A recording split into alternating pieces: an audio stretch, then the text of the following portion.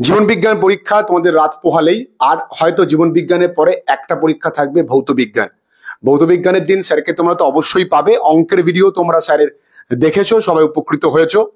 এবং স্যারের আজকের এই ভিডিওটা তোমাদের প্রত্যেকের জন্য ভীষণ গুরুত্বপূর্ণ। প্রথম প্রশ্ন করব, আজকের রাতটা সবাই জীবন বিজ্ঞান প্রস্তুতিটা কিভাবে নেবে?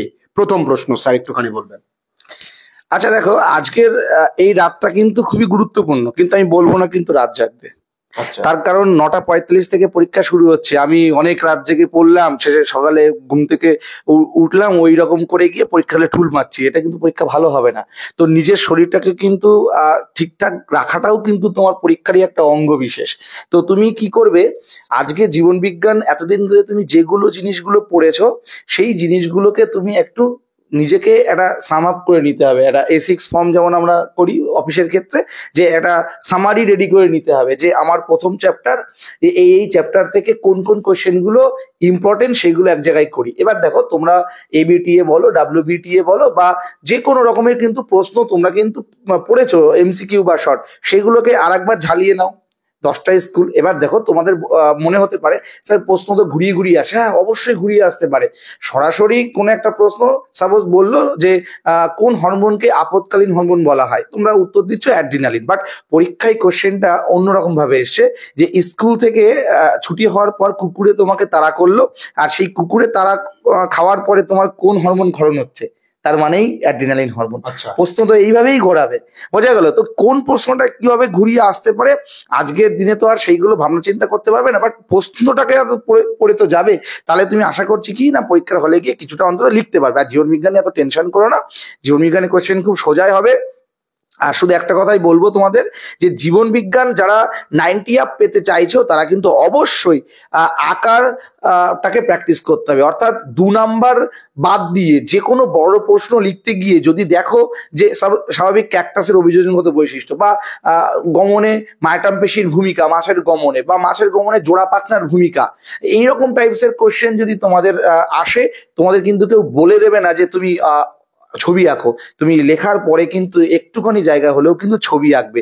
এই আঁকা লেখা হলে না জীবন বিজ্ঞানের 90 আপ পাওয়া কোনো ব্যাপার না। বাট শুধু যদি লেখো না আঁকো, তাহলে কিন্তু তুমি 75 থেকে 80-র মধ্যে আটকে যাবে। তখন তুমি শত চেষ্টা করে বাড়িতে এসে মাথা ঠুকলেও কিন্তু ওই নাম্বার আর 90-তে আপ হবে না। তাই জীবন বিজ্ঞানের ক্ষেত্রে আঁকা লেখাটা খুব ইম্পর্টেন্ট। স্যার এবছর কোন আঁকাটা আসার চান্স রয়েছে, আমি বলে দিচ্ছি কোনটা আসার চান্স রয়েছে। প্রতিবর্ত চাপের ছবি, নিউরনের ছবি, দুটো করে যাও। Prasun sir, Mithun sir confirmation দিয়ে দিল, এদের মধ্যে থেকে আসবে। আচ্ছা, প্রতিবর্ত চাপ, নিউরনের ছবি করে যাও, হাইলাইটেড প্রতিবর্ত চাপ করে যাও, এবছর কিন্তু আসার চান্স রয়েছে। ঠিক আছে, আমাদের সময় চোখের চোখ যেহেতু এসে গেছে, আচ্ছা আগের বছর এর জন্য এবছর চোখ আসবে না। এবার এবছর হচ্ছে প্রতিবর্ত চাপ, আর না হলে নিউরন। ঠিক আছে, এবার এটা কিন্তু আসবে। ফানের জনুক্রম এবছর আসছে না, আগের থেকেই বলে দেওয়া ভালো। তোমরা কিন্তু বৃদ্ধির দশা ওই জায়গাটা দেখে যেতে পারো। মেন্ডেলের সাফল্য লাভের কারণেও কারণ আগেবার এসে গেছিল, মোটর গাছের যে পরীক্ষাটা করেছিল। তো এবার তোমরা গিনিপিকের চেকার বোর্ড, তার আগে যে দুটো সূত্র মনে করো, একটা স্বাধীন সঞ্চালনের সূত্র, একটা পিতাকি ভবনের সূত্র, এই দুটো সূত্র কিন্তু দেখে যাও। দুটো সূত্র থেকে কিন্তু একটা আসার চান্স রয়েছে।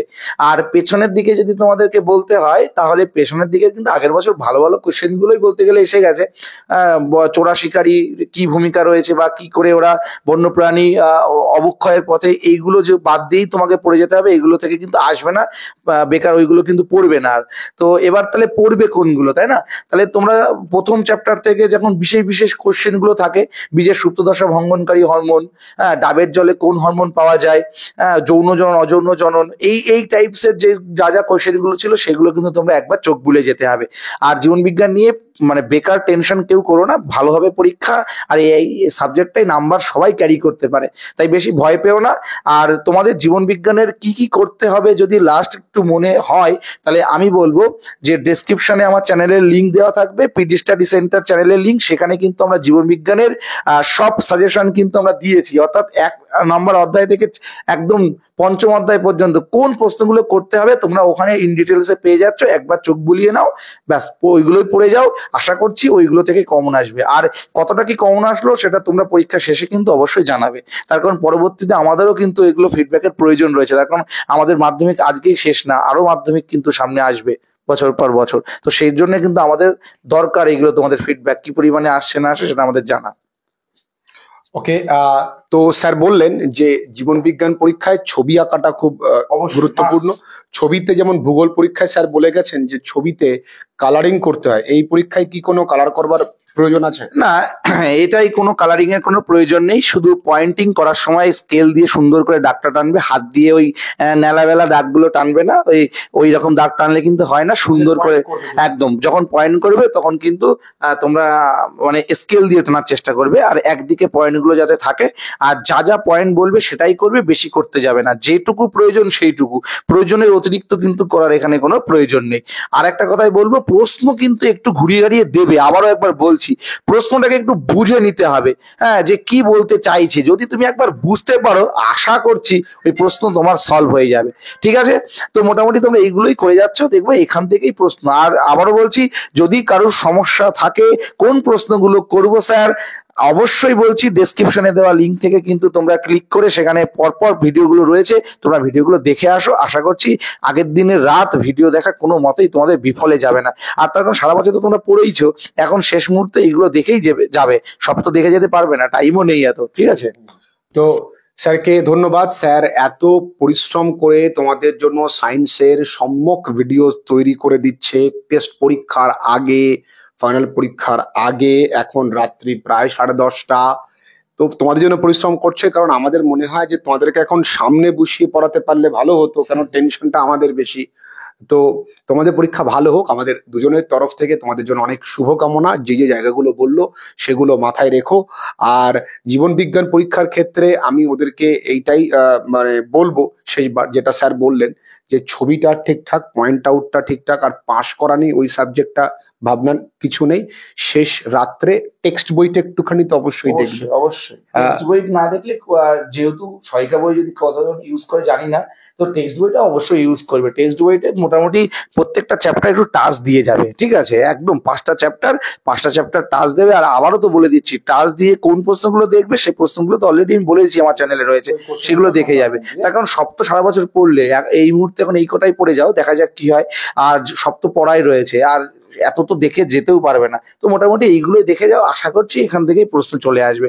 তো ভালো হোক সবার পরীক্ষা, এটাই বলবো। আর যার শেষ ভালো তার সব ভালো, অর্থাৎ ফিজিক্যাল সায়েন্স রয়েছে কিন্তু শেষ দিন।